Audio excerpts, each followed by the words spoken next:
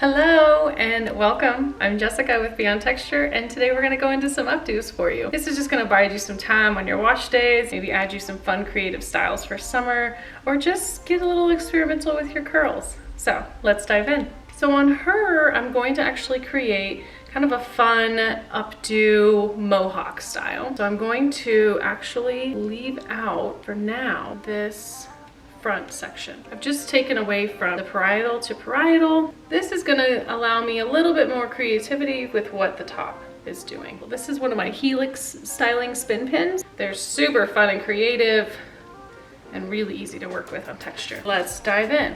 What we're going to be doing is creating 3 ponytails down the back of her head, and I want to do it pretty close together, which is going to allow for more fullness to it. And this can be done on wavy hair, curly hair. So I'm going in and securing my first ponytail. I'm going to use the 2 subsections that are over the nape of the ears. Try to get them to be mimicking before I go in. If you want to smooth your hair, you can. You can use like a boar bristle brush, or if you like the texture on the sides, then just leave it be. So I've gotten them smoothed on the sides. I'm gonna go on with the hair elastic and secure my first ponytail. And then we're gonna go right underneath this ponytail with our next pigtail. Go horizontal across the crown. I try not to disturb the curls too much, and I just try to work with the groupings as it's lived. And I want to kind of push this ponytail to live up towards that other ponytail that we've created. So 1, 2. You can always move your ponytail up a bit by tugging on the hair on the top end of the ponytail. And then we're gonna go right underneath with that next ponytail. If you have a lot of density, or if you wanna create some really funky fullness, you can even do 4 or 5 of the ponytails.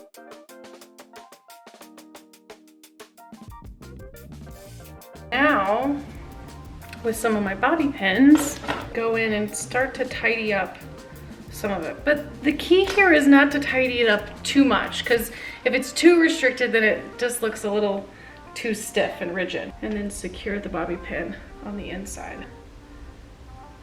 Kind of just fold him in. If there's a lot of hair, maybe I find that I fold him a couple of times, but she doesn't have a lot of length.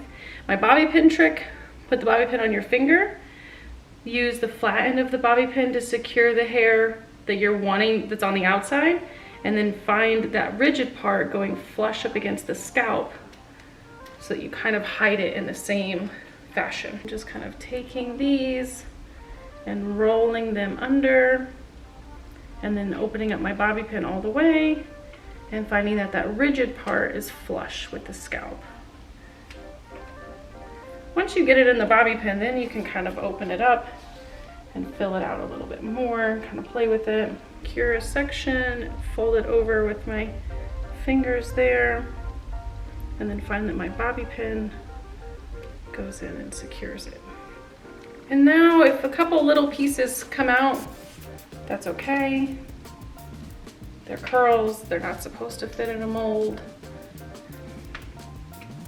Maybe I find that I just kind of fatten them up a little bit.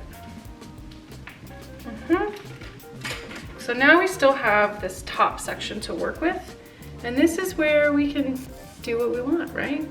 You can do like a pin roll type deal, where you start to move it and over direct it across the side of the face, and then fold it in with your fingers, spin pin, to just kind of fluff it out there. It gives her a little pompadour type feel.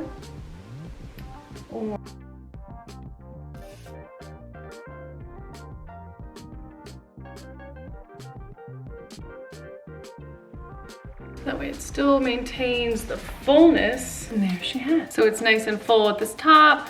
It gives it this nice tidy kind of feel in the back. Find any of those little loose ends that you find. Or maybe you just roll with it. Maybe you like it, but that gives it a nice sleek kind of feel back there. And again, maybe you find that you just need a little bit more pizzazz to it. A little barrette. Voila, ready. Have fun with your styles, guys. Just remember, a handful of bobby pins, a few ponytail holders, and your possibilities are endless. Enjoy.